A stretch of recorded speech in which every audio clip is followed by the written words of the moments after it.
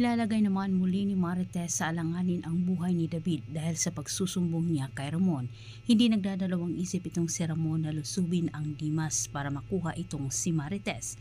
Pero batid naman ni Marites na malaking gulo ang kanyang ginawa kapag sa oras na mapang-abot umano si Ramon at David kahit inunahanan niya ang pagtakas. Samantala, lalong sumama naman ang loob ni Tanggol para sa kanyang lola Tinding nang isinumbong naman sa kanyang kaibigan na hindi umano tinanggap ni Tinding ang kanyang tulong. Samantala, malaking tulong naman para kay Ramon ang malaking gulong gagawin ng Pamilya Bito dito kay Tanggol dahil dito hindi makatulong itong si Rigor kay David. Natakasan ni Marites itong si David nang walang kahirap-hirap at nakasalubong din niya itong si Ramon. Pagkakataon na sana ni Marites para maiwas itong si David sa posibleng gawin ni Ramon kay David, pero dumating naman itong si David at nakita din siya ni Ramon. Sa puntong ito, kinabig si Ramon sa kagustuhan niyang makaganti dito kay David at hindi siya nag-aksaya ng oras at panahon.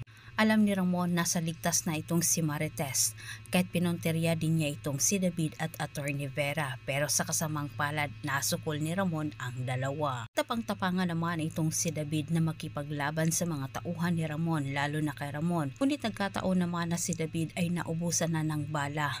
Si Marites ang naglagay sa kapahamakan para kay David, siya din ang magliligtas nito. Ni Marites itong si Ramon habang si Ramon ay nasukol na itong si David at sinasaktan din niya ito ng paulit-ulit. Halos nagmamakaawa na itong si David na wag umano siyang tapusin ni Ramon.